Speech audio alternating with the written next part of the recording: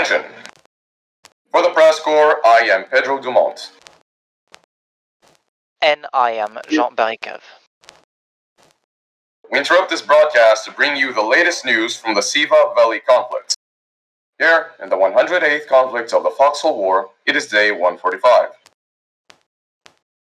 Several developments in Westgate over the last few weeks have seen the region devolve into a quagmire, while the rest of the front lines sees little in the way of actual progress, despite constantly shifting battle lines. A reminder that the press corps is focused on the Able Shard. Combined casualties for this war are now over 1.5 million, with the Deadlands being the deadliest region, bearing 230,000 total dead. These numbers are provided to us by foxholestats.com. Wardens make their deepest push into Westgate yet, but are unable to establish a foothold across the Great Wall. Siva's troops broke a legionary counterattack and smashed through local garrisons, capturing the town of Lord's Mouth on day 120. This widens the front line of combat significantly, giving the Wardens attack options toward Kingstone, Lost Partition, and even Scarlethold in neighboring King's Cage. Ultimately, they chose to continue southward, taking Lost Partition on day 122, and finally Kingstone on day 124. This brought the Wardens right up to the Great Wall, and multiple crossings at both Kingstone and Lost Partition checkpoints were reported. However, they were unable to capture any hard points on the other side. A colonial counterattack did take back Lost Partition on day 138 and Kingstone on 140, featuring heavy contributions from the regiment Aka and others in the Veloy coalition. Despite some of these advances being reversed by Warden advances, with Kingstone once again turning in blue on day 142, colonial morale has not been reduced.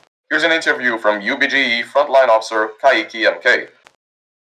Last night, we had an advance by the Warden forces who are operating in Westgate with a clan of veterans. Our forces fought until the last minute to hold off the Warden advance. The enemy lost vehicles and many lives in their attempt to take the Hex. They spent a lot of resources and time. Today, our allies have recovered the territories lost in yesterday's advance, and we are preparing for the next battle. And this interview was held before Kingstone was retaken by Warden forces.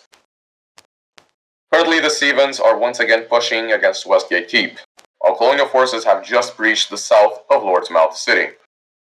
The fight is predicted to be a back and forth north of the Great Wall for some time, until a decisive operation by one of the sides is made to determine the fate of the region. In Slican Shelf, colonials locked down the region again, despite multiple modern counterattacks from the north and the northwest. In the Clastra, the Wardens have managed to regain a foothold in the north of the region, taking the third chapter on day 136 and the vault on day 143. Currently, the advance is being halted by a valley mission positions to the southwest of the vault along the bridge at St. Crossings. In the Deadlands, the Colonial Legion has pushed to the gates of Abandoned Ward, and there is heavy fighting at the southern bridges leading to the city. The Legion has built a bunker base just south of the bridges leading to Abandoned Ward, solidifying their position in the area.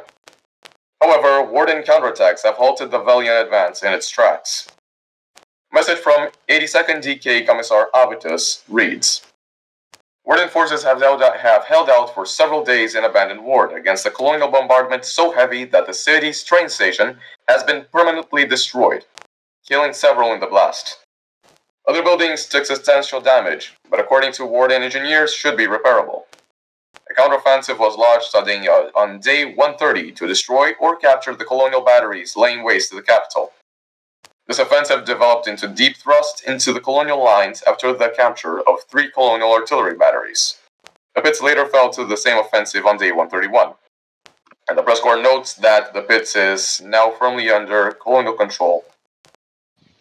In Morgus Crossing, colonials from the Slican Shelf regional border have made repeated attempts to establish a solid foothold in the region, but to no avail.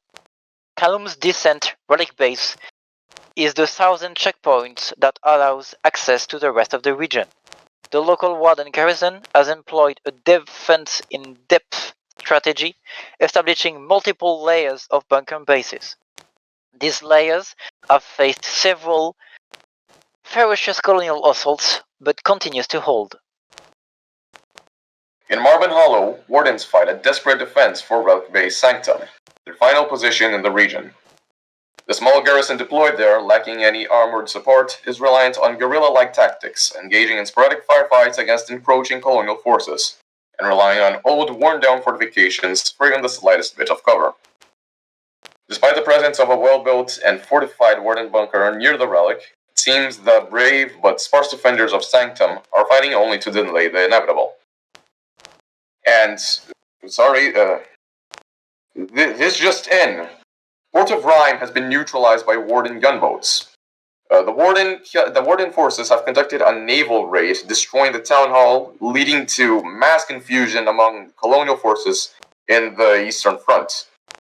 We have a reporter in the region, Johansen. We're going to patch into him now. One moment. Yeah, Thank Johansen. you very much, Johansen, Pedro. can you read us? Yes, I can. Can you hear me? Yeah, we in the studio hear you just fine. What is going on down there? What can you tell us? A couple Warden gunboats a couple hours ago sailed up and destroyed the town hall. It seems like the Colonials managed to rebuild the town hall, and the Wardens tried to do a few more raids, but didn't seem to succeed. It seems that the Wardens have refocused on trying to take Vulpine's watch and cutting off Port of Rime from land. The situation seems pretty calm for now. Though, are there any indications of a potential Warden counterattack, like a new Warden attack happening in the Port of Rime anytime soon? It's definitely a possibility. If the Wardens decide to do a combined naval and land assault, they could possibly take the city, but it's still unsure yet on what the Wardens will decide to do. Oh, well, thank you for reporting us now. Be sure to patch us in with any further updates. From what you've told, now the situation is under control, is that right? Correct. The Colonials have resecured the town and have put sentry posts on the docks to make sure the gunboats won't attack again. Alright, thank you very much. We'll keep you guys updated on what's going on in Port of Rime. Thank you, Johan, for the updates now. We're going to move on to the weather. Jean?